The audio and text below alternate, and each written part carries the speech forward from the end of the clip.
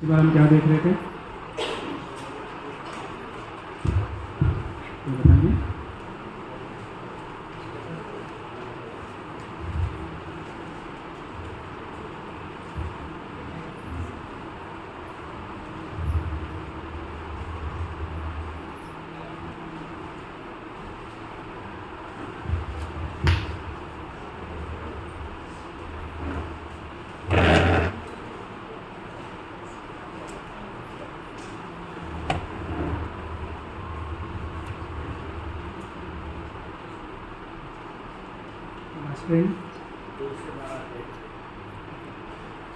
क्या क्या देखा हमने उसमें?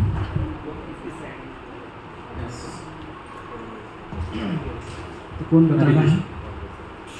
हरे कृष्ण प्रभु जी। पिछली बार हमने 2 से 12 अध्याय तक देखा और उसमें कौन किसके साइड में है बेसिकली ये देखा। और कोई नहीं।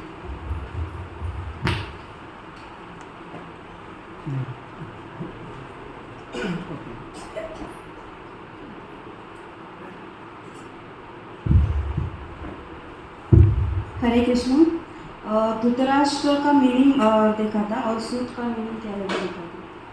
तो धृतराष्ट्र का मतलब है राष्ट्र से जो असत्य है वो, और सूत का मतलब 3 अर्थ होते हैं इसके। जैसे एक रथ चलाने वाला, सेकेंड क्षत्रिय और ब्राह्मण का पुत्र, और थर्ड है जो प्राचीन इतिहास पुराण बताने वाला। ऐसे 3 अर्थ होते हैं इसके। यस। और कोई पॉइंट्स?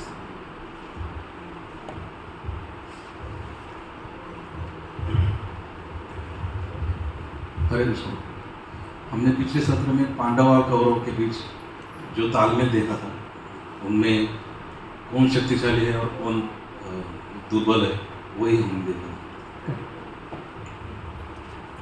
तो आज 12 स्कोर हमने ठीक से कंप्लीट नहीं किया था, तो वहाँ से हम शुरू करेंगे। तो 1.1 तस्य संजय हर्षं कुरुवृद्ध पितामहः सिंहनादं विनद्यश्च शंखं दद्मो प्रतापवान्। तो यहाँ पर जो कुरुवंश के वयोवृद्ध परम प्रतापी एवं वृद्ध पितामह ने सिंह गर्जना की ध्वनि करने वाले अपने शंख को उच्च स्वर से बजाया, जिससे दुर्योधन को हर्ष हुआ। यहाँ पर जो दुर्योधन का जो चेतना है, जो कॉन्शियसनेस है, वो मी, मेरा और मैं, ये उसकी चेतना थी। इसलिए वो जो है, ये भी जो बैटलफील्ड में घूम रहा है, तो भीष्म मेरे हैं, द्रोणाचार्य मेरे हैं, और मैं जो बोलूँगा वो ये करेंगे। तो ऐसा जो ये दुर्योधन का जो चेतना था, वो जो है यहाँ पर हम चर्चा करने वाले, देखने वाले हैं।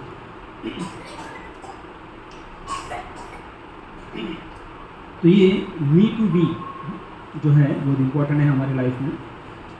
तो जो दुर्योधन है is like a me centred.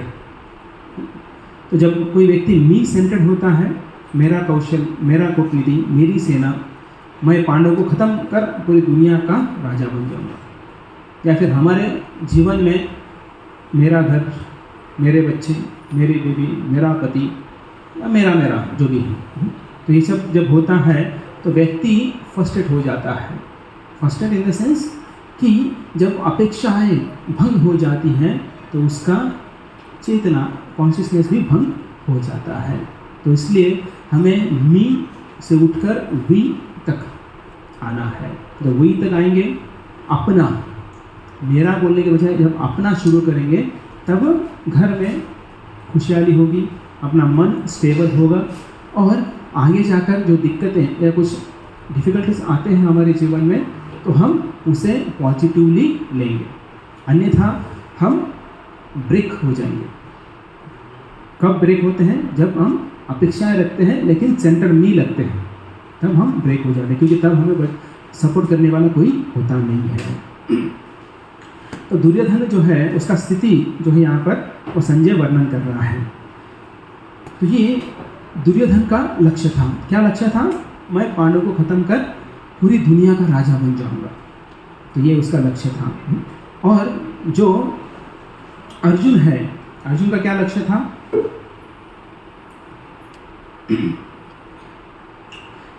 कि मैं युद्ध करूंगा कृष्ण के प्रसन्नता के लिए, ना कि खुद के संतुष्टि के लिए, और युद्ध कर कर राज्य जीतूंगा। देखिए, दुर्योधन भी राज्य जीतना चाहता है, अर्जुन भी राज्य जीतना चाहता है, तो फिर दोनों में क्या डिफरेंस है? कोई डिफरेंस नहीं ना, क्योंकि वो भी युद्ध करना चाहता है, दुर्योधन पांडवों को हराना चाहता है, अर्जुन जो पांडव है वो दुर्योधन एंड कंपनी कौरवों को हराना चाहता है, जीतना चाहता है। दोनों का भी मोटिव गोल सेम है, तो फिर क्या डिफरेंस है? इंटेंशन।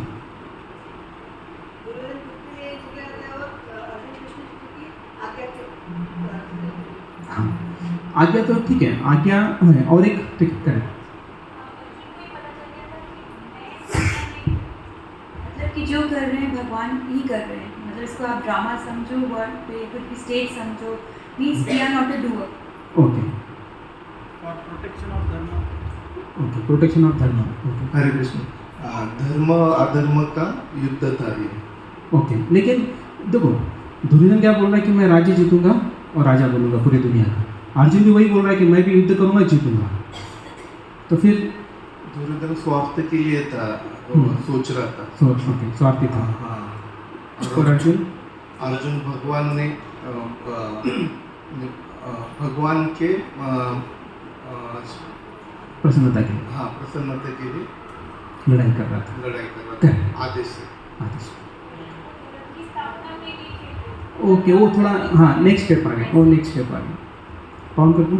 दुर्योधन अधर्म का साथ दे रहा था। ओके, अधर्म का साथ दे रहा था, लेकिन वो तो नेक्स्ट स्टेप है, क्योंकि यहाँ पर हम देख रहे हैं दोनों युद्ध कर रहे हैं और दोनों का इच्छा क्या है कि जीतना है। अभी इसमें धर्म अधर्म की कोई बात नहीं आती है, क्योंकि जीतना है, बाय हुक और क्रुक जीतना है। तो लेकिन अर्जुन का मोटिव जो है जीतना है, लेकिन किससे कनेक्टेड है? कृष्ण से कनेक्टेड है। Krishna is the centre, Duryodhana में मी मतलब दुर्योधन इज द सेंटर। इससे कारण जो है, जो आनंद कृष्ण को प्रसन्न करने में आएगा वो खुद के लिए नहीं आएगा। और यहाँ पर जो है अर्जुन कृष्ण की महिमा बढ़ाने के लिए युद्ध जीतना चाहता है। युद्ध महिमा कैसे बढ़ेगा? अर्जुन जो है बताएगा कि मेरे गुरु कृष्ण, यहाँ पर दोस्त नहीं है, अभी भगवान बाद में, लेकिन पहले गुरु है। तो मेरे गुरु ने मुझे गाइड किया, मार्गदर्शन किया, उनके सम्मान के लिए मैंने युद्ध किया और उसे जीत लिया। तो उसमें गुरु का भी क्या होगा? सम्मान होगा। और अगर भगवान भी मानते हैं तो भगवान के कहने पर मैंने किया और भगवान का नाम बढ़ेगा। तो यहाँ पर दुर्योधन सेल्फ सेंटर्ड है और अर्जुन कृष्णा सेंटर्ड है, तो ये फर्क है। तो ये बात जो है भीष्म को पता था, तो इसलिए भीष्म ने कोई रिप्लाई नहीं दिया। अगर आप देखोगे या पढ़ोगे, घर में जाकर आपने पढ़ा होगा, तो भीष्म ने कुछ रिप्लाई नहीं दिया। माने कि दुर्योधन बोला था ये करो वो करो, आप मेरे तरफ से हो, लेकिन भीष्म ने कोई रिप्लाई नहीं दिया। द्रोणाचार्य ने भी कुछ भी रिएक्ट नहीं किया। तो भीष्म ने कैसे रिएक्ट किया? जो है सिय नादम विनोदोच्छय शंकम दद्मो प्रतापवान, तो शंख बजाकर रिएक्ट कर दिया। बोले इसको समझा कर कुछ फायदा नहीं है, तो इसको तो खुश करना है, क्योंकि अभी ये राजा बन चुका है, जबरदस्त राजा बन चुका है, अब इसका तो मानना पड़ेगा। हालांकि पता है कि ये is not a proper person, a fit person to sit on throne of Hastinapur. Still जो है ये सम्मान करते हैं, क्योंकि वो लोगों ने हस्तिनापुर के प्रति जो है अपना लॉयल्टी जो है वो सामने रखकर फिर उन्होंने उनके लिए कार्य करना चालू कर दिया। तो यहाँ पर एक तरफ पांडव हैं और एक तरफ दुर्योधन है। दुर्योधन के लिए अभी क्या है? भीष्मदेव उनको हर्ष करने के लिए, मतलब जो दुर्योधन को प्रसन्न करने के लिए शंख बजाते हैं। प्रतापवान, दद्मो प्रतापवान। तो एक तरफ शंख बज गया, दूसरी तरफ युधिष्ठिर महाराज अपना शस्त्र अस्त्र निकाल कर चले जा रहे। ये देखकर बाकी चार भाई टेंशन में आ गए और जा रहे तो कहाँ जा रहे हैं? कौरवों के खेमे में, मतलब कौरवों के साइड में जा रहे हैं और सीधा वो कौरव की तरफ जा रहे हैं, उनके साइड में जा रहे हैं, सैनिक की तरफ जा रहे हैं। ये देखकर अर्जुन भी फटाफट उतर जाता है रथ से, भीम उतर जाता है, नकुल सहदेव उतर जाते हैं, चारों उनके पीछे पीछे जाते हैं। टेंशन में आ गए। सोचिए लड़ाई कर रहे हैं, सब कुछ तैयारी हो गई है, भीष्म शंख बजाते हैं और इधर युधिष्ठिर महाराज उतर कर निकल रहे हैं और उनकी तरफ जा रहे हैं, इनको डर, आपको क्या लगेगा? क्या युधिष्ठिर ने पार्टी चेंज कर ली? हो सकता है ना, आजकल पॉलिटिशियन कभी भी चेंज रातों रात हो सकते हैं ना, तो सामने जा रहे हैं, इसलिए मैं भी कुछ हो गया है तो कुछ मतलब मैं भी चेंज कर रहे हो, या फिर कोई उनको धोखा या फिर मार सकता है, इसलिए चारों उनकी रक्षा करने के लिए पीछे गए। कृष्ण नहीं गए, तो कृष्ण को भी जाना चाहिए ना, कि अभी टेंशन में है उनके भक्त, तो कृष्ण को भी जाना चाहिए। लेकिन कृष्ण इस क्या है, अंतर्यामी है। तो अंतर्यामी होने के अगर उनको पता है कि युधिष्ठिर महाराज क्यों जा रहे हैं, तो ये समझ कर खुश हो गए। कृष्ण स्माइलिंग, कृष्ण हंस रहे हैं और बाकी टेंशन में है, चारों टेंशन में है। युधिष्ठिर महाराज अपने कार्य के लिए जा रहे हैं और कृष्ण हंस रहे हैं।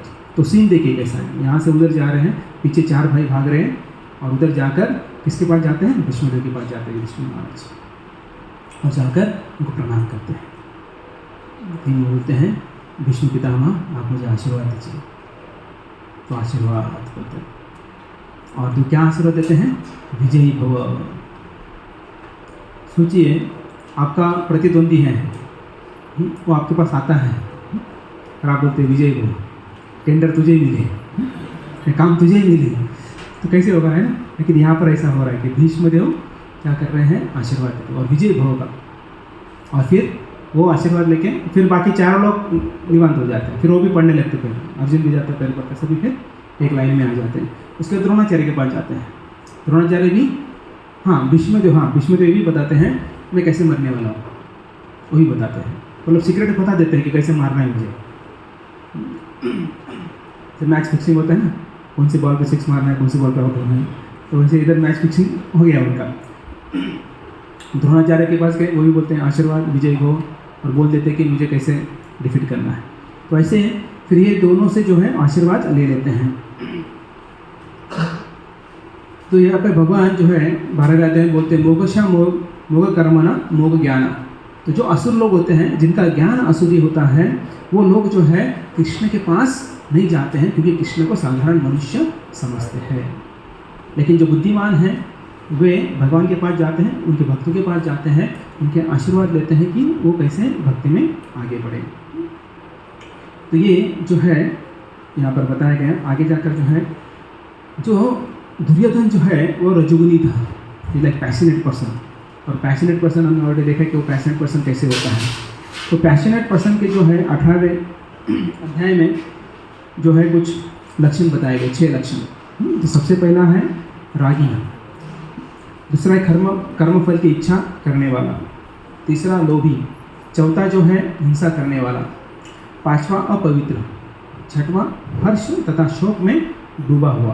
तो ऐसे 6 लक्षण रजोगुनी व्यक्ति के होते हैं। अगर हम रजोगुनी हैं तो ये 6 लक्षण हमारे अंदर होंगे, अगर हम सत्वगुनी हैं तो नहीं होंगे, तमोगुनी है तो नहीं होंगे। तो रागी मतलब पीने वाला रागी नहीं, एक खाने वाला पीने वाला एक रागी होता है, तो वो वाला नहीं। तो रागी मतलब द्वेष से भरा हुआ। एक राग मतलब अटैचमेंट भी होता है, दूसरा है द्वेष, उसका दूसरा अर्थ होता है। द्वेष उन वस्तुओं से या व्यक्ति से के प्रति होता है जो उसकी इंद्रिय तृप्ति में बाधक होते हैं। द्वेष जो है हम उनके प्रति करते हैं जो हमारे इंद्रिय तृप्ति में सुख में बाधा डालते हैं। तो ऐसे व्यक्ति के प्रति जो द्वेष करता है वो रजोगुनी व्यक्ति होता है। कर्मफल की इच्छा करने वाला, तो यहाँ पर हालांकि जो है अर्जुन की क्या शिक्षा थी कि हार जीत जो भी है वो समान मानकर क्या करना है, लड़ाई करना है। लेकिन दुर्योधन ऐसा नहीं कि मैं युद्ध करूँगा जीतूँगा ही, तो ऐसा कर्मफल की इच्छा करके वो लड़ता है। लोभी, तो रजोगुनी कर्ता जो होता है, लीडर जो होता है वो लोभी होता है। तो वो जो भी मिलता है उसे संतुष्ट नहीं होता है। सोचिए दुर्योधन के पास क्या नहीं था, सब कुछ था, फिर भी वो पांडवों को नीचा दिखाना चाहता था। तो ये यहाँ से पता चलता है कैसे वो लोभी है। अहिंसा करने वाला, तो ये रजोगुनी व्यक्ति उसके इंद्रिय तृप्ति में जो कुछ भी आता है, बाधा आता है, उसे मारने के लिए भी कम नहीं करता है। तो 5वां है अपवित्र, तो इसकी वृत्ति या उसकी दृष्टि जो है हमेशा अपवित्र होती है दूसरों के ऊपर। जैसे दुर्योधन ने किसके ऊपर अपवित्र दृष्टि डाली थी? द्रौपदी के ऊपर। लास्ट में हर्ष तथा शोक में डूबा हुआ, तो रजोगुणी कर्ता जो है बहुत जल्दी ही हर्षित हो जाता है और जल्दी ही शोक में डूब जाता है। अच्छा न्यूज़ आया खुश हो गया, बुरा न्यूज़ आया तुरंत जो है वो शोक में डूब जाता है। तो यहाँ पर हम देखते हैं और एक कुरुवृद्ध नामक एक शब्द आता है, कुरुवृद्ध पितामह। तो ये कुरुवृद्ध मतलब जो है, जो उसके दो अर्थ होते हैं। जैसे वृद्ध, तो वृद्ध के दो अर्थ होते हैं, एक वयोवृद्ध, ज्ञान वृद्ध। तो वयोवृद्ध मतलब वयस्क, बूढ़ा मत बोले, अच्छा नहीं लगता है ना, वयस्क थोड़ा है ना, जिसका एज थोड़ा ज़्यादा है। और ज्ञान वृद्ध मतलब ज्ञान, जिसके पास ज़्यादा ज्ञान है, इसका उम्र ज़्यादा है वयोवृद्ध, इसका ज्ञान ज़्यादा है वो ज्ञान वृद्ध। तो भीष्मदेव दोनों थे। जनरली ऐसा होता है, कभी नहीं होता है। कई बार व्यक्ति वयोवृद्ध होता है लेकिन ज्ञान नहीं होता है, कई ज्ञान वृद्ध होते हैं लेकिन वो यंग रहते हैं, ऐसा भी होता है। तो ये पितामह में दोनों थे, वयोवृद्ध और ज्ञान वृद्ध। तो ये बहुत महत्वपूर्ण है। कभी कभी ऐसा नहीं है कि लोग है ना उम्र से बढ़ गए लेकिन ज्ञान होगा ही, ऐसा नहीं है। तो इसलिए भीष्म पितामह, यहाँ उनको भीष्म पितामह को बोला जाता है कुरुवृद्ध। तो उनके पास दोनों है, क्योंकि मृत्यु के समय के पहले जो है उन्होंने सबको बुलाया, स्पेशली पांडवों को, और ज्ञान दिया। हालांकि कृष्ण का प्लान था कि पांडवों को बुलाया, और पांडव कैसे आए थे, सज धज कर आए थे। सोचिए जनरली कोई व्यक्ति मरने वाला है तो वहाँ पर सज धज के जाते नहीं हैं, लेकिन कृष्ण बोले नहीं, स्पेशली आप सज धज कर आओ। तो फिर भीष्मदेव ने उनको पूरा ज्ञान दिया, राजनीतिक ज्ञान दिया, और उसके बाद उन्होंने शरीर छोड़ा। ओके, अभी नेक्स्ट जो है 13। ततः शंकश्च भैरश्च पलवानक गोमुखः सैवाभ्य हन्यन्त स शब्दस्तु मूलो भवता। तत्पश्चात शंख, नगाड़े, बिगुल, तुरही तथा सिंह सहसा एक साथ बज उठे। वह समवेत स्वर अत्यंत कोलाहलपूर्ण था। तो जैसे ही भीष्मदेव का शंख बजता है तब जो है उसके साथ साथ बाकी भी चीज़ें बजती हैं। सोचिए युद्ध में जा रहे हैं तो ये सब लेके जा रहे हैं साथ में। तो ये थोड़ा बताता हूँ इसके बाद। तो युद्ध में जो है तो ऐसा नहीं सिर्फ शंख बजा रहे हैं, उसके साथ साथ ये सब नगाड़े, ढोल, ताशा सब साथ में लेके जा रहे हैं। तो हार गए तो नहीं बजाएंगे, जीत गए तो बजाएंगे। आजकल वो चीरअप करने के लिए होता है ना, कुश्ती खेलते वो डफड़ा बजाते हैं, क्या बोलते हैं उसको, बजाने वाले रहते हैं, है ना, चीरअप करने के लिए। पता नहीं मैचेस में होता है, बाकी मैचेस में ऐसा पता नहीं, लेकिन युद्ध में तो होता है। तो भगवान के डर से शुद्ध दिल सरल जीवन दे रहे हैं और राजनीतिक कुपित का सहारा। तो ये रूपाद जो है ये भागवतम के पर्व में बताते हैं कि जबकि श्रीमद् भागवत के इस विशेष छंद पर जो टिप्पणी की तैयारी हम हमारे सामने एक संकट है। हमारे पड़ोसी मित्र चीन ने सैन्यवादी भावना से भारत की सीमा पर हमला किया है।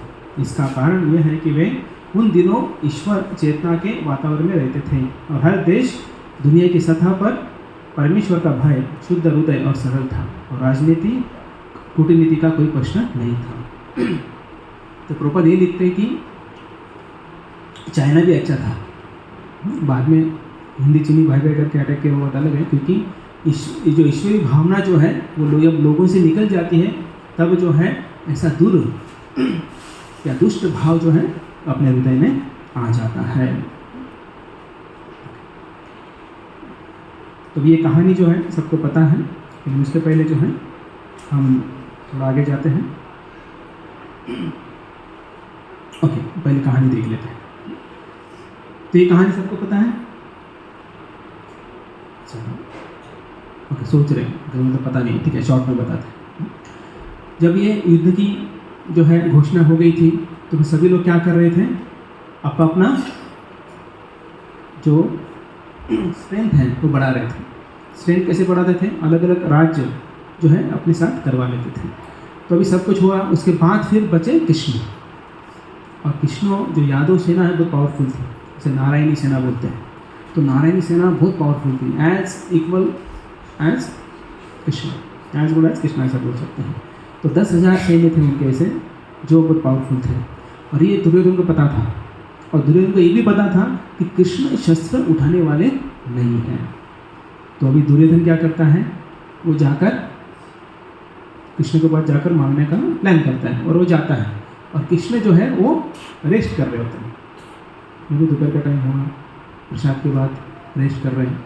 और उनकी पत्नी धर्मपत्नी जो है वो पंखा कर रही है। तब एसी फैन और कुछ नहीं था, तो पर्सनली जो है पंखा कर रही थी। और पंखा कर रही थी तो उसके बाद जो है ये कहाँ जाकर बैठता है दुर्योधन? सिर पर नहीं, सिर के बाजू में, हाँ सिर के बाजू में बैठता है। और उसके बाद फिर थोड़ी देर बाद अर्जुन भी आते हैं, तो अर्जुन कहाँ बैठते हैं? हाँ, चरणों के पास बैठते हैं। अभी ऐसा नहीं कि भगवान को पता नहीं है कौन आया है कौन नहीं आया, भगवान अंतर्यामी है। तो थोड़ी देर बाद जो है भगवान उठते हैं, उठने के बाद आंखें खोलने के बाद कौन दिखते हैं? अर्जुन दिखते हैं, क्योंकि जो सामने वही दिखेगा ना, कि हम इधर इधर तो नहीं देखेंगे। उठने के बाद आंखें खोलेंगे तो पहले सामने वाला व्यक्ति दिखेगा। तो फिर अर्जुन को बोलते हैं, हाँ अर्जुन बोलो कैसे हो, क्या हो, तो पूछते हैं। तो भगवान को तो पता है कि ना किसके लिए आए, किसके लिए नहीं आए हैं। तो फिर जो है सब बताते, दुर्योधन बोलते हैं मैं भी आया हूँ। अच्छा अच्छा आप भी आए हो, ठीक है ठीक है, ऐसा। तो मतलब वो दिखाना चाहते हैं कि मैं भी आया हूँ। और मन में डर क्या है कि मन में डर था कि जो अर्जुन है वो क्या ना मांग ले, नारायणी सेना ना मांग ले। लेकिन अर्जुन के मन में ऐसा कुछ नहीं था। तो फिर तो दुर्योधन बोलता है कि मैं पहले आया। भगवान बोलते मैंने अर्जुन को पहले देखा, तो जिसको मैंने पहले देखा है तो उसको मौका देना चाहिए। नहीं, दुर्योधन बोलते नहीं पहले आया, ठीक है। तो फिर भगवान तो और कृष्ण बोलते ठीक है आप पहले आए, लेकिन छोटा कौन है? अर्जुन है, तो छोटे को पहले मौका देना चाहिए। जब बंटवारा होता है तो पहले किसको मौका दिया जाता है? छोटे को दिया जाता है ना। तो वैसे यहाँ पर जो है अर्जुन को मौका दिया जाता है। अभी जैसे अर्जुन, भगवान बोलते हैं अर्जुन को मौका दिया है, पहले वो मांगेंगे। तो इधर हार्ट बीट बढ़ जाते हैं दुर्योधन के। तो बोलते अगर सेना मांग लिया तो मैं कृष्ण को लेके क्या आचार डालूँ? कृष्ण तो लड़ाई करने वाले नहीं हैं, तो क्या करूँ उनका मैं? तो ऐसा वो मन में सोचता है। तो तब तक हार्ट बीट्स बढ़ रहे हैं, बीपी बढ़ रहा है। तो अर्जुन बोलते हैं कि हे कृष्ण मुझे आप चाहिए बस, इसके अलावा कुछ नहीं चाहिए। तो कृष्ण इंटरफेयर करते हैं, बोले अर्जुन सोच लो, मैं लड़ाई करने वाला नहीं हूँ, मैं शस्त्र अस्त्र उठाने वाला नहीं हूँ, तो एक बार सोच लो। तो अर्जुन बोलते नहीं, बोले मुझे आप ही चाहिए। और इधर जो दुर्योधन है नॉर्मल हो जाता है, एकदम हार्ट बीट एकदम नॉर्मल 72 पर मिनट जो भी होता है, वो जो है नॉर्मल हो जाता है। और फिर कृष्ण बोलते हैं दुर्योधन को, हाँ अभी तुम मांगो। अभी और वो नाटक कर रहे हैं, अभी क्या करे, मैं तो कृष्ण तुम्हें मांगने वाला था, लेकिन अभी अर्जुन ने ले लिया, ठीक है तुम ना सही, तुम्हारी सेना सही। और अंदर लड्डू फूट रहे उसके, ये और गाली भी दे रहा है मन में अर्जुन को, क्या पागल है, इतना समझ भी नहीं आता कि क्षत्रिय कैसा है। हाँ, जो क्षत्रिय को कौन चाहिए, सेना चाहिए होती है, ठीक है। आदमी को लेके क्या फ़ायदा है जो लड़ाई करने वाला नहीं है। तो ऐसा बोलने के बाद मन ही मन, तो वहाँ से जो है दुर्योधन निकल जाता है। बोले कृष्ण का मन चेंज हो जाए, बोले बोल दिया है ना, तो तुरंत बोले सेना कहाँ है, बाहर है, चलो ठीक है। तो वहाँ से सेना लेके जाता है। तब जाने के बाद जो है कृष्ण पूछते हैं इसको, अर्जुन को पूछते हैं, बोले अर्जुन कि तो मुझे क्यों चुना तुमने? तो अर्जुन जो है बिना हिचकिचाहट बोलते हैं कि मुझे जो है आप ही चाहिए, अगर आप है तो मुझे किसी और की आवश्यकता नहीं है। जहाँ आप होंगे वहाँ विजय 100% हो गया होगा। तो ये जो है हमारे अंदर भाव जो है आना चाहिए। अगर ये भाव है तो हम भगवद गीता समझ पाएंगे। अगर हम भगवान के अलावा दूसरा कुछ प्लान करेंगे तो भगवद गीता समझना आसान नहीं है। पहला चैप्टर बहुत डिफिकल्ट नहीं है, क्योंकि इधर क्या है, फिलोसॉफी स्टार्ट नहीं हुआ है यहाँ पर सिर्फ है ना सेटिंग द सीन और बैटलफील्ड वो चल रहा है।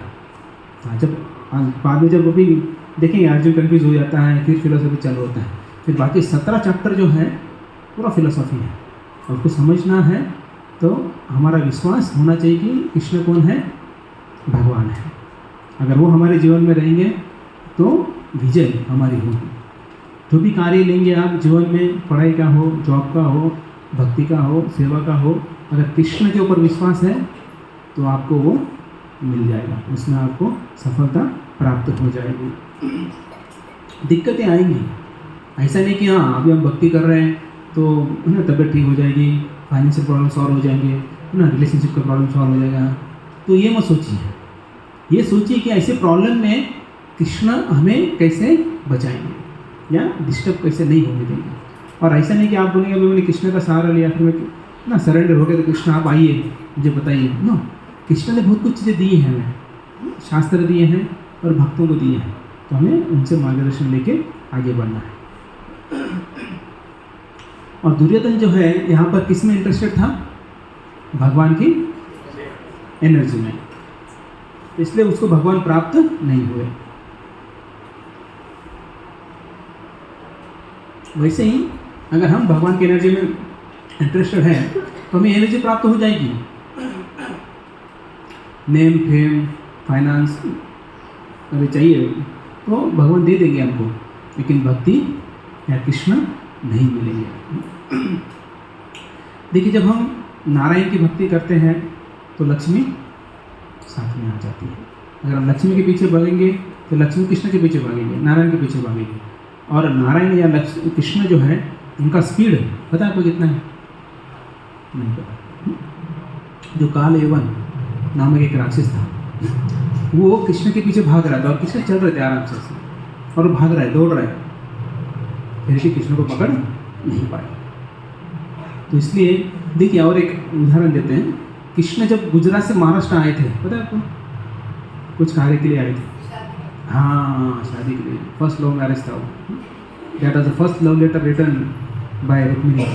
माता ने कृष्ण को भेजा था और जैसे लव लेटर मिला तो तुरंत वहाँ से निकले, रातों रात अमरावती पहुँच गए। अमरावती के पास कोंडालीपुर है, वहाँ पर पहुँच गए और तुरंत उठाकर वापस लेके भी गए। माधवपुर नामक जगह है गुजरात में, वहाँ पर शादी हुआ उनका। आपको लेके जाएंगे मायापुर के बाद, पहले मायापुर जाएंगे हम लोग। तो दुर्योधन जो है वो भगवान की ऊर्जा में जो है ज़्यादा इंटरेस्टेड था। तो इसका मतलब ये नहीं कि हमें भगवान की ऊर्जा का लाभ नहीं लेना है, भगवान की ऊर्जा का लाभ लेना है, लेकिन भगवान की सेवा के लिए। आप जो भी चीज़ है, आप घर ले रहे हो तो उधर घर का नाम जो है क्या देना है? हाँ, कुछ ना कुछ तो हो गया ऑलरेडी, बाकी और दूसरा नाम दे सकते हैं। और जो तो घर किसका बोलना है?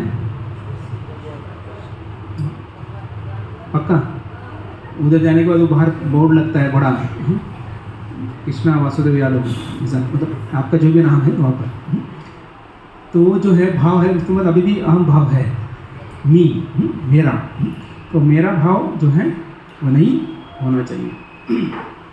तो मी टू वी, तो यही जो है कॉन्शियसनेस लाना है। वी अभी फिलहाल तो मी है, और मी कब जाएगा?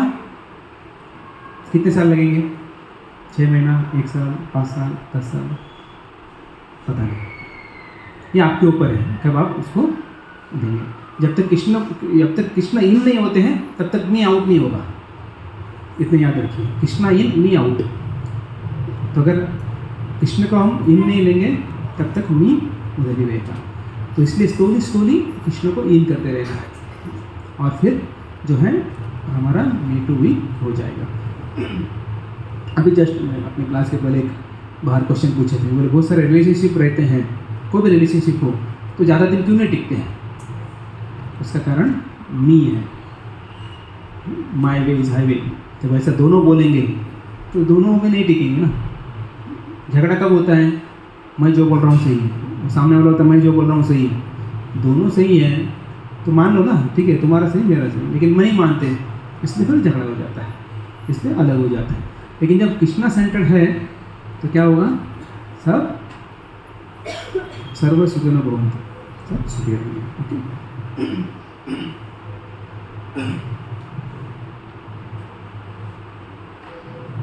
ओके, यहाँ पर जो है लक्ष्मी नारायण के बारे में थोड़ा चर्चा करते हैं। तो जब समुद्र मंथन, पता है वो समुद्र मंथन हुआ था, सबसे पहले विष निकला था, वहीं पर लक्ष्मी माता भी निकली थी। तो लक्ष्मी माता हाथ में हार लेके आई तो सभी सबसे पहले असुर भागे, सब देखने लगे, बोले मेरे गले में डाली, मेरे गले में डाली। लक्ष्मी माता ने देखा है कोई भी क्वालिफाइड नहीं है, सबको रिजेक्ट कर दिया। फिर देवता हैं, देवता भी लालसा हो गई, बोली इतनी सुंदर और इतनी सर्वगुण संपन्न स्त्री है तो किसको नहीं चाहिए। तो फिर देवता भी थोड़ा आशा लगाए बैठे थे और उनको स्वयंवर का क्या दिया था, मौका दिया था, किनको, लक्ष्मी माता को। तो फिर स्वयं बार बार कोई ज़बरदस्ती नहीं कर रहा था, बोल ठीक है उनको चुनने दो, ऐसा पहले होता था, आजकल भी होता है, घर पे नहीं बताते लेकिन। तो फिर जो लक्ष्मी माता सबको देखते देखते विष्णु को देखा और उनके गले में जो है हाथ डाल दिया। ये देखकर जो ईर्ष्यालु हो गए या एनवियस हो गए वो असुर लोग, और जब लक्ष्मी माता विष्णु के पास गई ये देखकर जो हर्षित हो गए, उत्साहित हो गए, आनंदित हो गए वो देवता। तो अभी हमें देखना है अगर कोई जो लक्ष्मी माता है जो कृष्ण के पास जाती है, विष्णु के पास जाती है, अगर हम हर्षित हो रहे हैं तो we are like a good man, अगर एनवियस हो रहे हैं तो वी आर बैड मैन। कुछ भी चीज़ अगर भगवान को अर्पण करते हैं हमारे अंदर एनवी आता है तो हम क्या हैं, बुरे हैं। अगर कोई कुछ लेके आ रहा है भगवान के लिए, आप अगर घर से आ रहे हो संडे के दिन और कहीं गार्डन में बढ़िया गुलाब खिला हुआ है माता स्पेशली, और देखने के बाद अगर आपको लगता है कि वो उठाकर मेरे अपने बालों में लगाने की इच्छा है, तो कौन सा भाव हो गया ये, मी वाला भाव। अभी आप असुर बोल रहे ठीक है, लेकिन मी वाला भाव। लेकिन वही फूल लेकर आपकी इच्छा है कि आज जो है मैं जाऊंगी 7:30 बजे भगवान को अर्पण करूंगी, तो कौन सा भाव हो गया, दैविक या फिर देवताओं का भाव हो गया, गुड। तो ऐसे हमारे पास ऐसा भाव होना चाहिए। और जब ऐसा हुआ तो लक्ष्मी जी ने असुरों को क्या श्राप दिया कि वे निर्बल हो जाए, निर्लज्ज हो जाए और आलसी बन जाए। तो ऐसा श्राप जो है उनको दे दिया। तो प्रभुपाद इसके ऊपर बोलते हैं कि जब कोई लक्ष्मी की पूजा नारायण के साथ करता है, अगले महीने दिवाली है तब देखेंगे, तो लक्ष्मी के साथ नारायण को भी रखना है। जब ऐसा कोई पूजा करता है तो सब सुविधाएं लक्ष्मी जी देती है, क्योंकि लक्ष्मी कब खुश होती है, जब उनकी पूजा उनके पति के साथ हो। कोई भी पतिव्रता नारी जो है जब उनको पति से कनेक्ट करते हैं तो वो खुश हो जाती है, और किसी और के साथ कनेक्ट करती है तो गुस्सा आएगा ना, गुस्सा आके क्या देगी, प्रेम से बोलेगी नहीं, 4-5 गाली दे ही देगी, और देना ही चाहिए क्योंकि वो अपने पति से कनेक्ट नहीं कर रहा। तो वैसे ही यहाँ पर श्रील प्रभुपाद बोलते हैं जब हम लक्ष्मी जी को नारायण से कनेक्ट करते हैं, उनकी पूजा करते हैं तो सब सुविधाएं हमें प्राप्त होती हैं, और अगर नहीं करते हैं तो जो है सब कुछ हमसे छीन लेती है, अगर नहीं देती है। देखिए सिंपल उदाहरण, रावण ने क्या किया, सीता माता को राम से अलग कर दिया, तो क्या हुआ, द एंड क्या हुआ, सब कुछ खोना पड़ा, श्रीलंका भी गया, जान भी गया, सब कुछ गया।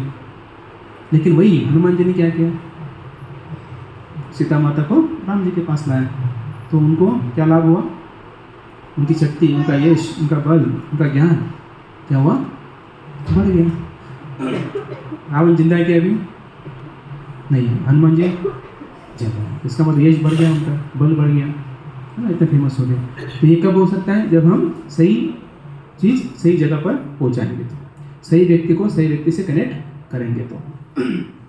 तो गुरु का कार्य भी वही होता है, एक जीवात्मा को कहाँ भेजना है, भगवान की तरफ, क्योंकि we are part and parcel of the lord. तो पार्ट एंड पार्सल है, तो उसको जो होल है उस होल को ये पार्ट ज्वाइन करना है, पूर्णों को ये पार्ट ज्वाइन करना है, तब जाकर वो पार्ट जो है वो खुश हो जाएगा। सिंपल, उसके लिए प्रभुपाद एक उदाहरण देते हैं, स्टीयरिंग का, कार का स्टीयरिंग है, उसको उखाड़ कर फेंक दीजिए, कितना वैल्यू होगा उसको, कुछ वैल्यू नहीं रहेगा। लेकिन वही स्टीयरिंग को जो है आप कार को लगाएंगे, उसको भी अच्छा लगेगा, कार को भी, और स्टीयरिंग अच्छा देखेगा और कार भी चलेगा, तो दोनों का भी वो पूर्ण हो जाएगा, और जो स्टीयरिंग जो पार्ट है वो भी सही जगह पर ठीक हो जाएगा। तो यहाँ पर आगे जाते हैं। तो जो अर्जुन और जो कृष्ण हैं दोनों बहुत अच्छे मित्र थे, और जो अर्जुन है उनका पूरा फेथ कृष्ण के ऊपर था, और गीता का श्रवण करने के बाद वो पूरा जो कन्फ्यूजन है दूर हो गया। तो इसलिए प्रभुपाद बोलते हैं अगर हम गीता का श्रवण करते हैं तो पापों से छूट जाते हैं। तो एक बार जो है कृष्ण जो है अर्जुन के सखा होने के कारण जो है वे हमेशा अपना हृदय शेयर करते थे। जो भी कृष्ण के मन में है वो अर्जुन को बताते थे, और अर्जुन के मन में जो भी है वो कृष्ण को बताते थे। तो पूरा एकदम दिल खोल के जो है वो बताते थे। और वहाँ पर जो है अग्नि जो है देखा, अग्नि ने देखा कि दोनों मित्र जो है बैठे हैं और बड़े एकदम, और पता ही नहीं कि आजू बाजू में क्या चल रहा है। कृष्ण और अर्जुन दोनों अपने हार्ट शेयर कर रहे हैं। तो हमारे जीवन में ऐसा कोई व्यक्ति होना चाहिए जिससे हम हमारा हार्ट शेयर कर सकें। हाँ, वो ऐसा होना चाहिए जो हमें गाइड करे, अच्छा गाइड करे। ऐसा नहीं कि शेयर करने के बाद हमारा फायदा नहीं, अनडू एडवांटेज ले, ऐसा नहीं होना चाहिए। कई बार ऐसा होता है, मैंने उसको बता दिया, उसको मेरा वीकनेस पता चल गया, अभी मेरे को ब्लैकमेल कर रहा है। तो ऐसा फ्रेंड नहीं होना चाहिए। तो ऐसा फ्रेंड होना चाहिए, स्पेशली आध्यात्मिक फ्रेंड, उसमें भी मैच्योर फ्रेंड होना चाहिए जो हमें गाइड करे। और उसमें ऐसा फ्रेंड होना चाहिए जो हमारा वीकनेस बताने के बाद वो चक्कर के गिरने चाहे। ऐसा भी होता है, मैंने तो बता दिया मेरा, लेकिन वो तो चक्कर के गिर गया। तो ऐसा नहीं होना चाहिए। तो शुड बी मैच्योर ना, गुड इनफ टू गाइड होना चाहिए, और थोड़ा खुद भी स्ट्रांग होना चाहिए। इसलिए साधना बहुत इम्पोर्टेंट है। कि कई बार कई सारे चीज़ें बताते हैं हम लोग, तो वो सुनने के लिए भी कैपेसिटी होना चाहिए, और डाइजेस्ट करके वापस गाइड करना है, उसके लिए स्पिरिचुअल स्ट्रेंथ होना चाहिए। तो ये देखकर अग्नि ने देखा कि मुझे कुछ लाभ उठाना है यहाँ पर अग्नि। तो अग्नि क्या करते हैं, वो खांडव वन का दाह करने के लिए अग्निदेव जो है उसके लिए ब्राह्मण रूप धारण करते हैं। और फिर यहाँ पर अग्निदेव तो जो हमको मिलती हैं और उनका जो है देखते हैं कैसे उनका घनिष्ठता जो है वो देखकर अग्निदेव भी चकित हो जाते हैं। तो अभी जो है वो बोलते हैं कि जो अग्निदेव है, एक्चुअली वो लंबी कथा है, बाद में कभी देखेंगे, क्योंकि अग्निदेव को प्रॉब्लम था। क्या प्रॉब्लम था? इनडाइजेशन प्रॉब्लम था। जनरली डाइजेस्ट अग्नि करता है, लेकिन अग्नि को ही यहाँ पर इनडाइजेशन प्रॉब्लम था। और खांडव वन में जो है बहुत सारे हर्ब्स थे जिसके कारण उनका वो प्रॉब्लम ठीक हो जाए। तो जब ये रिक्वेस्ट करती हैं तो फिर जो कृष्ण और अर्जुन जो है बोलते ठीक है हम आपको मदद करेंगे। तब जो है वो मदद करते हैं। मदद करने के बाद अग्निदेव जो है वो क्या करते हैं कि दिव्य रथ जो हम इसमें देखते हैं, कहाँ गया इधर, वो जो है वो अग्निदेव जो है इनको देते हैं अर्जुन को। जो युद्ध में हम देख रहे हैं कि वो रथ जो अग्निदेव ने दिया है। और उसके बाद जो है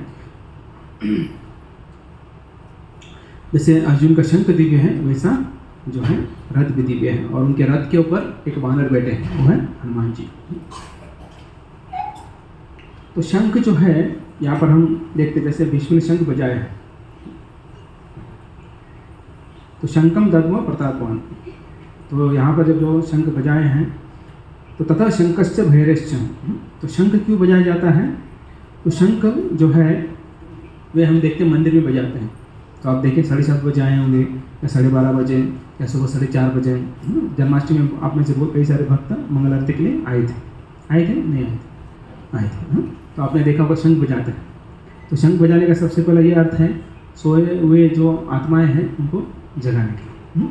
जीव जागो टाइम हो गया है, उठ जाइए, और अभी आरती शुरू होने वाली है, तो आप सब लोग आरती के लिए आएंगे।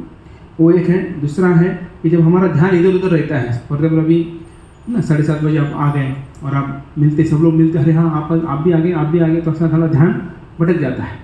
हम अपने ही भौतिक जो बातों में मग्न हो जाते हैं। तो उससे बाहर निकालने के लिए फिर शंख बजाया जाता है, बोले जाग जाओ, अभी मंदिर खुल गया, अब आ जाओ इधर, वो बातें छोड़ दो। तो ऐसा ये जो है शंख बजाने का कारण है। दूसरा है कि जब हर्ष होता है, हर्ष मतलब आनंद होता है, आप बंगाल में आपको लेके जाएंगे अभी, तो वहाँ पर जो है वो तो ये नॉर्मल है शंख बजाना, वो कुछ वो करते हैं, वो मुझे नहीं आता, तो आप उधर देखेंगे माताएं लोग करते हैं। तो वो जो है किसी को लगता है कुछ अलग आदिवासी लोग करते नहीं, उसके पीछे कारण ये है कि जब आनंद होता है, जब दर्शन खुलता है, तो बहुत सारी बंगाली माताएं जो है ऐसा आवाज़ निकालते हैं। तो वैसे ही जब शंख बजाते तो आनंद का क्षण होता है, इसलिए शंख बजाते हैं। जैसे कोई राजा महाराजा आते हैं तो नगाड़े के साथ साथ शंख भी होते हैं। ओके, तो अभी हम आगे बढ़ेंगे। तो यहाँ पर हम देखते हैं कि कैसे ये जो स्टोरी है उससे हमने देखा कि कैसे जो राम और जो हनुमान है, और जैसे रावण ने सीता को भगा के लेके गए थे और हनुमान जी को वापस लेके आए हैं, तो उनके साथ क्या क्या प्राप्त हुआ। तो यहाँ पर जो है भगवान बताते कि भक्तों से नहीं सका चेती। तो अर्जुन को क्या बोल रहे हैं कि तुम मेरे भक्त और मित्र हो। तो हमने इंट्रोडक्शन में ये देखा था कि भगवान या फिर जो भगवत गीता है किसको समझ में आती है, जो भक्त है और मित्र है। तो अभी हम तो मित्र नहीं हैं, पता नहीं हम कौन से भाव में हैं, कौन से रस में हैं, लेकिन हम भक्त तो बन सकते हैं। At least one condition we can fulfil. तो हम भक्त बन सकते हैं। तो भक्त बनने का प्रयास करेंगे, उससे क्या होगा कि हमें ये ज्ञान प्राप्त हो जाएगा और हमारा जीवन पूरी तरह से परिवर्तित हो जाएगा। 15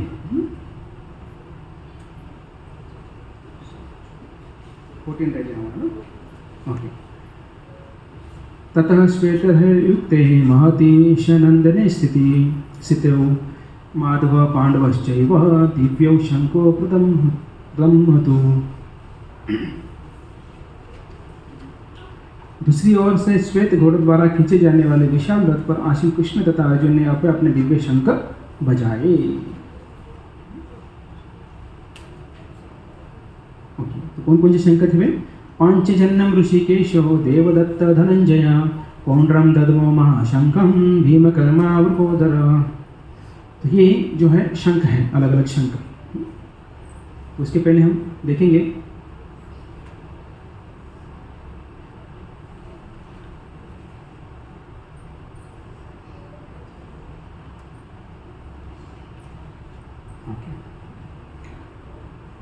तो भगवान श्री कृष्ण ने अपना पांचजन्य शंख बजाया। अर्जुन ने देवदत्त शंख तथा अति भोज एवं अति मानवीय कार्य करने वाले भीम ने पौंड्र नामक भयंकर शंख बजाया।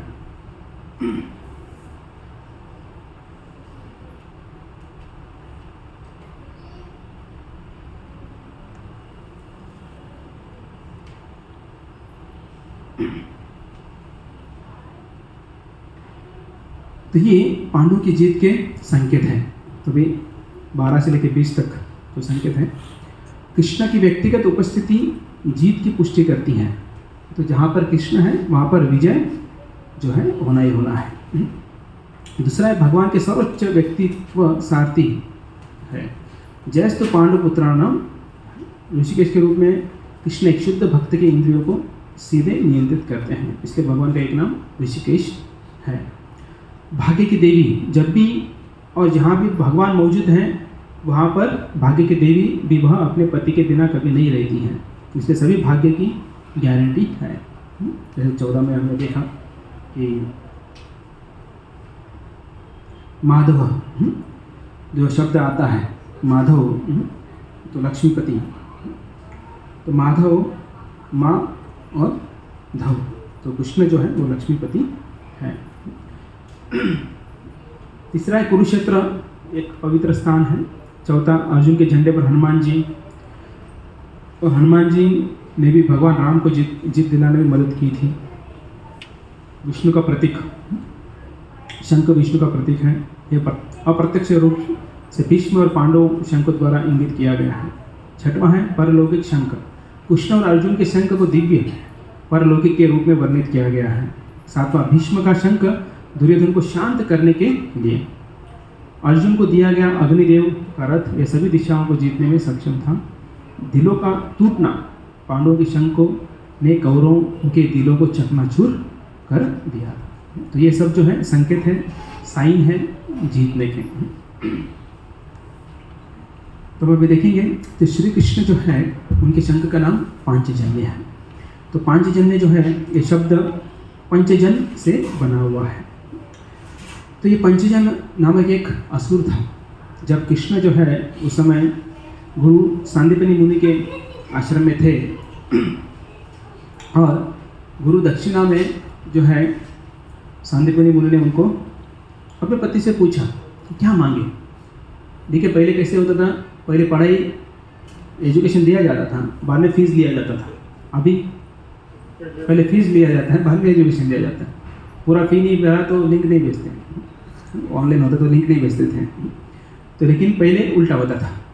पहले जो ब्राह्मण या टीचर होते थे वे वो कुछ पूछते नहीं थे, फी कुछ नहीं, अब आ जाओ। हाँ, पहले वहाँ पर भी इंटरव्यू होते थे कि अंदर लेने के पहले, तो उसके बाद लेने के बाद फिर वो सिर्फ अपना एक ही निस्वार्थ काम करते थे, एजुकेशन देना। तो वैसे ही यहाँ पर संदीपनी मुनि ने जो है कृष्ण के साथ किया था। कृष्ण पता थे उनके भगवान थे। देखिए, संदीपनी मुनि कृष्ण के आशीर्वाद से कृष्ण को सिखा रहे। संदीपनी मुनि कृष्ण के आशीर्वाद से कृष्ण को सिखा रहे। तो ये भगवान की लीला है कि कैसे भगवान यहाँ पर आने के बाद एक मनुष्य के रूप में आते हैं और मनुष्य को कैसे बर्ताव करना चाहिए, कैसे व्यवहार करना चाहिए, वो बताया गया है। तो यहाँ पर जो है संदीपनी मुनि की जो पत्नी है, गुरु माता जो है बोलती कि देखो कृष्ण भगवान है, और अगर कृष्ण भगवान है तो हमें क्या करना चाहिए, उनसे ऐसा कुछ मांगना चाहिए जो बाकी नहीं दे सकते, है ना। अभी सबके साथ अगर कुछ मांगेंगे भौतिक चीज़ें तो तुरंत दे देंगे, बोले घर चाहिए, बोले हाँ हो गया, भगवान के क्या टाइम लगता है, कुछ नहीं। तो बोले ऐसा कुछ मांगेंगे जो किसी ने दिया नहीं है। तो उन्होंने मांगा कि दक्षिणा के रूप में जो है उन्हें जो उनका जो पुत्र है जो चला गया था, अब समुद्र में डूब गया था, वो पुत्र वापस चाहिए। ऐसा उन्होंने जब बोला तो कृष्ण बोला ठीक है। तो जब जो गुरु पुत्र जो है जब समुद्र के अंदर गया था तो वहाँ पर एक पंचजन्य नामक असुर ने उसे खा लिया था। तो फिर तो उनके पास गए तो उनका वध करने के बाद जो है वो गुरु पुत्र मिला नहीं, लेकिन पांचजन्य है वो शंख प्राप्त हो गया। तो ये असुर जो है शंख के रूप में था तो वो प्राप्त हो गया। तो हालांकि जो है ये असुर जो है एक साल पहले खाया था उसको, तो अभी कैसे मिलेगा, लेकिन वो खाने के बाद जो है वो सूक्ष्म शरीर जो ऑलरेडी कहाँ यमलोक में गया था। तो यमलोक में जब एंट्री कर रहे थे भगवान तो उन्होंने ये शंख बजाया। शंख बजाने से यमलोक के जितने पापी लोग थे सबका उद्धार हो गया। सोचिए, भगवान जहाँ जाएंगे वहाँ पर थोड़े ना कुछ गलत रहेगा, कुछ सब लोग पवित्र हो जाएंगे। जहाँ पर भगवान आते हैं वहाँ पर सब पाप नष्ट हो जाते हैं। इसलिए हमारे घर में, हमारे हृदय में किसको लाना है, भगवान को लाना है, जिसके कारण घर के सब अशुद्धता नष्ट हो जाती है। मन के अंदर जो भी पाप है, अशुद्धता है, वो सब नष्ट हो जाएगा। तो ऐसा करने से भगवान जो है हमारे ऊपर खुश हो जाते हैं और हमें शुद्ध कर देते हैं। तो शंख ध्वनि से सब कुछ नाश हो जाता है। और वहाँ पर जितने भी जो यमलोक में जितने भी क्या बोलते हैं उसे, जीवात्माएँ थे, पापी जीवात्माएँ थे, शंख का ध्वनि सुनते ही सब यातनाएं से मुक्त हो गए। जो तेल में फ्राई हो रहे थे कुछ नहीं हो रहा था, उनको कोई दर्द नहीं हो रहा था। जो हाथी पकड़ कर उन्हें फाड़ रहे थे उनको भी कुछ वेदना नहीं हो रहे थे। तो ये जो है भगवान के शंख के ध्वनि का लाभ है। तो ऐसे जो है यहाँ पर जो है उनको लेके आते हैं और अपने गुरु को दे देते हैं। तो गर्ग संहिता में जो है इसका वर्णन आता है कि शंख को अभिमान हो जाता है। अब ये असुर कैसे बना, तो उसका एक स्टोरी आता है। मैं वो थोड़ा स्लो जा रहे हैं, हम बता देते हैं क्योंकि आपको एक बार बता देते हैं, याद रह जाएगा। तो ये शंख को बहुत अभिमान हो गया था कि मैं सबसे नज़दीक, बांसुरी के बाद भगवान के अधरों पर जो टच करने वाला कौन है, शंख है। तो शंख का अभिमान आ गया, बोले देखो मैं कितना क्लोज रहता हूँ। जैसे कोई बड़ा व्यक्ति होता है उसका पीए होता है, उसको थोड़ा अभिमान होता है ना, मैं बड़े व्यक्ति का, सीएम का, पीएम का पीए हूँ। तो वैसे ये भी एकदम अभिमान आ गया। और भगवान को अभिमान पसंद नहीं है। जैसे अभिमान आता है समझो कि हमारा पतन हो गया। अगर हमारे जीवन में भी अगर हमें अभिमान आता है, गर्व आता है, तो समझना कि मैं पतन की ओर जा रहा हूँ, मेरे जीवन में कुछ सही नहीं चल रहा है। आ सकता है, किस रूप में आता है, मैं सीनियर भक्त बन गया, मैंने सोना माला शुरू कर दिया, मैं बाकी लोग 11 बजे आते हैं, मैं 7:30 बजे आता हूँ, मैं थोड़ा जल्दी आता हूँ, इसलिए मुझे थोड़ा पता है। तो ये सब जो भाव आता है ना, तो समझना है कि मेरी गाड़ी उल्टी चल रही है, सीधा नहीं, उल्टी चल रही, रॉन्ग वे चल रही है, तो ऐसा वो हमेशा याद रखना है। और जब ये भाव आता है, समझना है कि हम भगवान से दूर हो रहे हैं और अनर्थों को पास में ला रहे हैं। तो ऐसा कभी मन में नहीं आना चाहिए। उल्टा ये आना चाहिए कि हम 7:30 बजे क्यों 4:30 बजे आना चाहिए, वो भाव आना चाहिए। हम इतना पतित हैं कि सुबह उठ नहीं पाते हैं, तो हमें 4:30 बजे आना चाहिए और हमें आकर जो है भक्तों के साथ जप करना चाहिए और सेवा करना चाहिए। जो भक्त लोग सेवा कर रहे हैं उनको मदद करना चाहिए और हमारे गुरु की आज्ञा से हमें उस सेवा को अच्छी तरह से करना चाहिए। तो ऐसा भाव हमें आना चाहिए। जैसे आज गौरांग को, श्रीमान गौरांग को आए थे, he is one of the closest disciple of his holiness Radha Swami Maharaj, सबसे क्लोज बोल सकते हैं हम लोग। तो कितना अच्छा है, महाराज जो पूरे वर्ल्ड में फेमस हैं और उनके क्लोज श्रीमान गौरांग को हैं, तो उनके जाके पूछो कितना आनंद आता है, बताएंगे आपको। इतना आसान नहीं है क्लोज जाना। तो इसलिए डीटीज, फायर एंड गुरु, इनके साथ जो है जितना नज़दीक जाते हैं उतना ज़्यादा क्या होता है, डेंजर होता है। तो इसलिए क्योंकि जितना नज़दीक जाएंगे उतना हम कैजुअली, चीपली लेने का प्रयास करेंगे और हमारा पतन बहुत फास्ट हो जाएगा। तो ऐसे शिला प्रभुपाद के एक शिष्य थे पुरुषोत्तम। तो जब वो न्यूज़ आ रहा था टीवी पर कि लोग जो है चांद पर गए और पुरुषोत्तम बता रहा है प्रभुपाद को, प्रभुपाद अरे पीपल है, मतलब लोग जो हैं चांद पर गए हैं। तो प्रभुपाद बोले इट्स इम्पॉसिबल, प्रभुपाद इतना ही बोले इट्स इम्पॉसिबल। तो ऐसा बोलते पुरुषोत्तम बोले ऐसे कैसे, टीवी में दिखा रहे हैं ये लोग गए हैं। तो प्रभुपाद बोले नोबडी कैन गो, ऐसा बोले और पीछे देखा तब तो वो गायब हो गया। उसका विश्वास नहीं था। अभी आप लोग भी विश्वास नहीं रखेंगे कैसे, क्या चांद पर नहीं गए हैं। चांद पर जा सकते हैं लेकिन इस बॉडी के साथ नहीं जा सकते हैं, हमें बॉडी चेंज करना पड़ेगा, तो हम चंद्र लोक पर जा सकते हैं। तो उसके लिए अलग बॉडी होता है। तो इसलिए आपने ये जो बुक्स पढ़ रहे हैं आप में से इतना कुछ easy journey to other planets पढ़ा है आप लोगों ने? नहीं पढ़ा, अब तक वहाँ तक नहीं आए आप लोग। ओके, तो उसमें सब मतलब क्लियर किया है प्रभुपाद ने। उसके बाद ही फिर उस समय ही जब वो चल रहा था चांद का सब, तब जो है प्रभुपाद ने वो बुक लिखा था, easy journey to other planets. थोड़ा सा साइंटिफिक है, थोड़ा समझने के लिए डिफिकल्ट है, लेकिन आप पढ़ सकते हैं। उसमें आपका क्लियर हो जाएगा कि we can go to moon और वो क्या नाम, हम सब लोग जा सकते हैं। हमको ऐसा वो सब इतना कुछ करने की आवश्यकता नहीं है, है ना। मरने से पहले इतना ही इच्छा रखना है कि मुझे चांद पे जाना है, बस। आप नेक्स्ट लाइफ में आप चांद पे चले जाएंगे। तभी हम शंख के बारे में चर्चा करेंगे, अर्जुन की। तो अर्जुन का शंख का नाम क्या था? देवदत्त। और कृष्ण के पांचजन्य। तो ये देवदत्त शंख जो है मयदानों ने अर्जुन को गिफ्ट किया था, जब मयदानों की रक्षा अर्जुन ने की थी। और एक अर्जुन का नाम है धनंजय, पता आपको? हाँ, तो ये भी एक लंबी कथा है, उसमें नहीं जाएंगे हम लोग।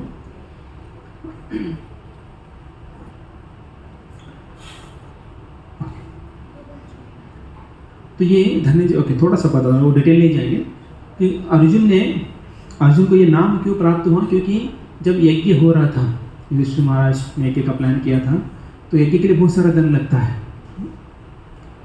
अभी आजकल यज्ञ करते तो वो छोटा सा होता है, वो जो ये है छोटा सा लेके आते हैं, इतना सा कुंड लेके आते हैं, उसमें स्वाहा करते हैं, चले जाते हैं। ज़्यादा कुछ उसमें आहुति भी ज़्यादा जाता नहीं है, ज़्यादा हो गया तो धुआं निकलता है। तो यहाँ पर ऐसा यज्ञ कुंड होता था, गाँव जितना बड़ा उतना यज्ञ कुंड होते थे, और उसमें कंटिन्यूस शुद्ध घी डाला जाता था। और कई सारे ब्राह्मण मंत्रोच्चारण कर रहे थे, और पूरे कई सारे गाँवों को, राज्यों को बुलाया जाता था। तो इतना बहुत खर्चा होता था, तो उसके लिए धन चाहिए होता है। और ऐसा नहीं कि ब्राह्मण को बुलाए खिलाए जाओ, नहीं, उसके बाद दक्षिणा भी देना था, क्योंकि वो नियम है।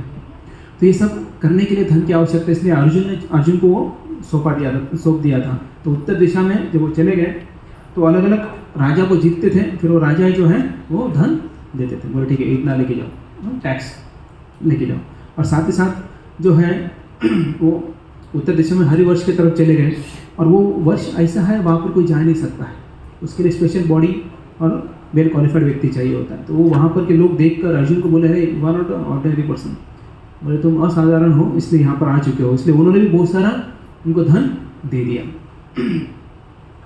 तो ऐसे ये सब इकट्ठा कर जो है वो लेके आए। तो अर्जुन की अपने जीवन में अपनी योग्यता तथा वीरता के प्रभाव से धन की असीमित राशि प्राप्त कर ली, इसलिए जो है उनका नाम पड़ा धनंजय, धन को अर्जित करने वाला। हाँ, अभी इस भौतिक जगत में नाम होते हैं बहुत सारे धनंजय, लेकिन ये मैं समझे कि वो धन का अर्जित करते हैं। मेरा भी पहला नाम धनंजय था, इसका मतलब मैंने कि धन का अर्जन किया है।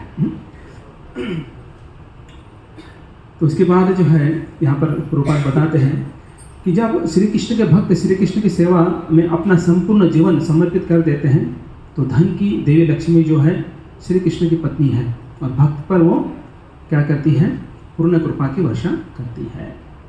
जब भक्त बन जाते हैं तो उनको कोई धन का अभाव नहीं होता है। इसका मतलब ये नहीं कि लग्जूरियस नहीं, जितना जरूरी है उतना आ जाता है, कभी ऐसा होता नहीं कि नहीं आता है।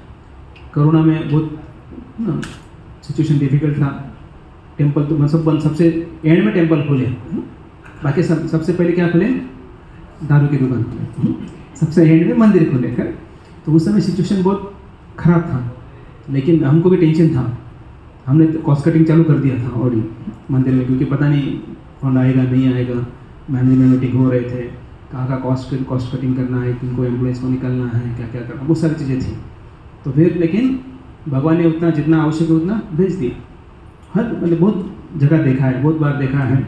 इवन ये मंदिर जब बांधने का प्लान किया था तो 5 करोड़ से चालू किया था, लेकिन कंप्लीट हुआ 50 करोड़ में। तो हमारे प्रेसिडेंट को चिंता थी, बोले इतना सारा धन कहाँ से आएगा, तो आ गया। मायापुर का भी हम जाएंगे, 800 करोड़ का मंदिर है, कितना 800 करोड़ का, उसमें से 300 करोड़ एक ही भक्त ने दिया है, आलबन कोट अमरीश प्रो ने दिया, और बाकी भी जो है भक्तों ने जमा किया है। ऑलमोस्ट अभी एक कंप्लीट हो जाएगा, हम जाएंगे तब मैक्सिमम कंप्लीट हो गया रहेगा, पूरा नहीं लेकिन मोर देन 80% हो गया रहेगा। तो ये भगवान जो है अगर हम समर्पित हो गए थे भगवान को तो भगवान बहुत कुछ देते हैं। जैसे प्रभुपाद का उदाहरण, प्रभुपाद कंप्लीटली समर्पित हो गए तो प्रभुपाद ने कितने मंदिर बांधे, 108 मंदिर बांधे। इतना आसान नहीं किया, 11 साल में 108 मंदिर बांधना। ये मंदिर को कितने साल लगे, 5 से 13 8 साल लगे। 8 साल में ये 50 करोड़ का मंदिर बना। प्रभुपाद ने 11 साल में 108 मंदिर बांधे, और भी एक देश में नहीं, कई सारे देशों में। तो सोचिए जब हम कृष्ण का गुणगान करेंगे, कृष्ण की भक्ति करेंगे, कृष्ण को समर्पित होंगे, कृष्ण बहुत कुछ देंगे हमको। लेकिन हमारा क्या भाव होना चाहिए, समर्पण का भाव होना चाहिए। तो जब श्रील प्रभुपाद भारत छोड़ के गए तो बिना प्रयास के धन प्राप्त किया। 40 रुपये लेके गए थे यहाँ से, 40 रुपये वापस लेके आए, खर्चा नहीं किया उधर उन्होंने, खर्चा हुआ ही नहीं। आज का $1 भी नहीं है, आधा $1 आज का अगर देखा जाए, तब के कुछ तो $5 या $7 थे तब के, कुछ भी खर्चा नहीं हो। जब दिल्ली में आए, दिल्ली में उन्होंने वो रिक्शा वालों को दिया। तो सोचिए अगर भगवान के लिए हम कुछ करेंगे तो भगवान हमारे बहुत कुछ कर सकते हैं, लेकिन वो समर्पण की भावना होना चाहिए।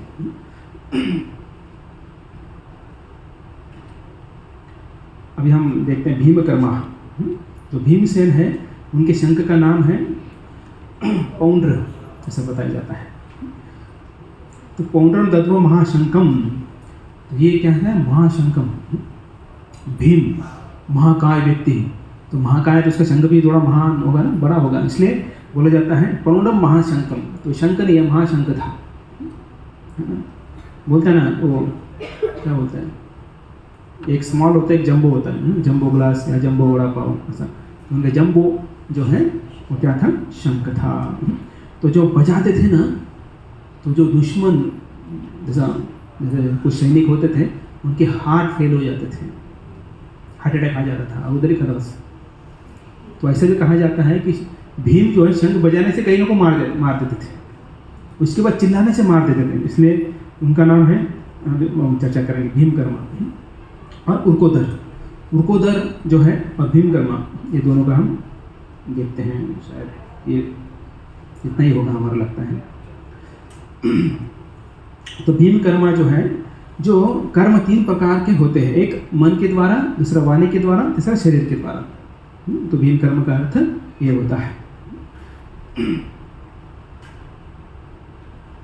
तो मन के द्वारा भयानक व्यवहार करने का अर्थ है कि भीमसेन की आकृति उस समय अत्यंत भयानक हो जाते थे जिस समय कोई व्यक्ति उनके सामने अधर्म का आचरण करता था। जब शिशुपाल भरी सभा में कृष्ण को गाली दे रहे थे तब भीम उठ गए, बोले तो जिंदा नहीं छोड़ता, मार देता। उड़ गए थे, लेकिन भीष्मदेव बोले तुम्हारे हाथ से नहीं होने वाली इसकी हत्या, कृष्ण के हाथ से इसकी हत्या होने वाली है। तो फिर भीम बोले ठीक है मान लेते हो। तो क्षत्रिय भी ये होता है ना, रूल्स होते हैं, कुछ इंटीग्रिटी होता है, तो बोले ठीक है। दूसरे वाणी के द्वारा भयानक व्यवहार करने का अर्थ है कि भीमसेन युद्ध में इतना भयानक आवाज़ निकालते थे कि कई सारे सैनिक जैसे शंख के बाद वो चिल्लाते भी थे। लड़ाई करना तो बिना चिल्लाए कैसे लड़ाई होगा, है ना, गाली देंगे, थोड़ा चिल्लाएंगे। अभी आपको पता है जब गुस्सा आता है, झगड़ा होता है तो गाली कौन सा देते हैं आपको पता है। और इधर आवाज़ निकाल कर ही क्या करते थे, फाइट करते थे। उसके बाद जो है अच्छा, उसमें जो है जब द्रौपदी का अपमान हो रहा था तो तब भी उन्होंने क्या प्रतिज्ञा ली थी वो सब आपको पता ही है। तीसरा शरीर के द्वारा भयानक व्यवहार करने का अर्थ है कि भीमसेन युद्ध में क्षत्रियों की अत्याधिक दुर्दशा करते थे। आपको पता है कीचक वो स्टोरी सुनाया था, द्रौपदी को छेड़ रहा था, द्रौपदी को छेड़ रहा था। तो फिर भीम ने क्या किया था, कीचक का फुटबॉल बना दिया था। सोचिए फुटबॉल मतलब कितना ताकत होना चाहिए, वो भी आसान नहीं था। कीचक वही पावरफुल था, उसका मुंडी पूरा बॉडी में डाल दिया, पूरा पैर हाथ बॉडी में डाल दिया, उसको गोला बनाया। सोचो, और बिना हॉस्पिटल के, बिना सर्जरी के पूरा अंदर डाल दिया उसने। तो ये पूरा सिर अंदर लंप हो गया ना। तो ये बॉल बनाकर जो है उसने, तो इतना जो है शरीर के द्वारा वो उग्र कर्मा जो है उनका। तो दूसरा उर्कोदर, उर्क का अर्थ है वैष्णव नर अग्नि, जो पेट के अंदर अन्न पचाती है। उर्क जो पेट के अंदर अग्नि होती है वो जो हमें डाइजेशन के लिए मदद करती है। तो भीम जो है वो ऐसे थे कि वे बहुत ज़्यादा खाते थे, तो खाने के लिए वो फेमस थे, वो सबको पता है। उनके जो अग्नि है उनकी पेट की वो ज़्यादा थी, आप कितना भी खाने के तो खत्म बोलते आओ, ऐसा भीम थे। लेकिन भीम का प्रॉब्लम कब हो रहा था, जब वो अज्ञातवास में थे। अज्ञातवास में जब गए थे तब वो भिक्षा मांगते थे, और सब पांचों भाई जाते थे भिक्षा मांगते थे। और जितना भिक्षा आ गया तो लोग थोड़े ना भिक्षा बहुत ज़्यादा देंगे, बोले साधु है तो थोड़ा ही देंगे ना, है कि नहीं, साधु को थोड़ा देते हैं या बचा कुचा देते हैं कई बार। तो जब वो जमा करते थे, जब कुंती महारानी उनकी माँ के पास लाते थे, सब इकट्ठा करती थी। इकट्ठा करने के बाद उसको 2 पार्ट में डिवाइड करती थी, आधा इधर आधा इधर। जो आधा होता था वो भीम को देती थी, और जो आधा रहता था वो बाकी 4 भाई और माँ, वो 5 मिल के लेते थे। जब द्रौपदी आई तो 6वां भाग हो गया, उसमें भीम ने से कुछ नहीं दिया, तो इनमें से जो 5 थे उनमें से उस द्रौपदी को दिया। तो ऐसा जो उर्कोदर दिया जाता था उनको। मुझे नहीं लगता कि आगे बढ़ पाएंगे।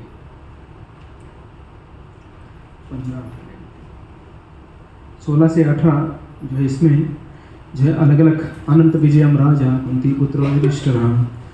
तो ऐसे जो पांडव है और ये सब है इनका जो है वो दिया गया है इसके अंदर।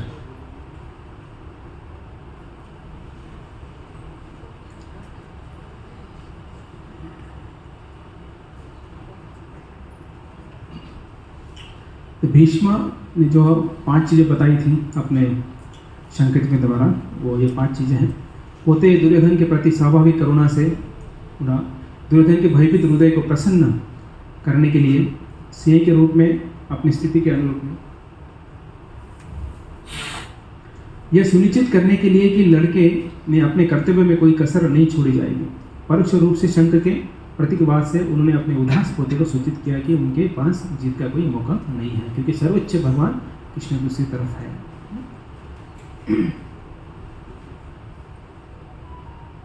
तो भीष्म द्रोणाचार्य से है इसका जो कूटनीति देख सकते थे। तो ये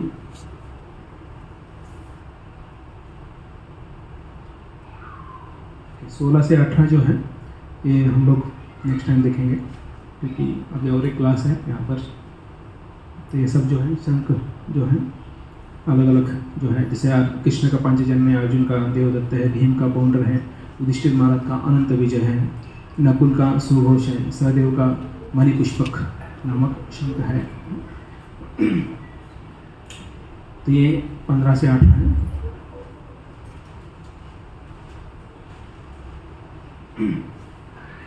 इसके अंदर किताब के अंदर है, भगवद गीता में है, 15 से जो 18 में है, सबके नाम दिए गए हैं। नकुल सहदेव सुघोष मणिपुष्पको अनंत विजयम राजा कुंती पुत्र युधिष्ठिर, ये दिया है। उसके बाद जो है बाकी जो अलग अलग जो राजा हैं उनके बारे में भी जो है इधर दिया गया है। और ये कृष्ण के जो अलग अलग नाम हैं वो हम चर्चा करेंगे, चिंता मत कीजिए, हम नेक्स्ट टाइम जो है 16 से 18 चर्चा करेंगे।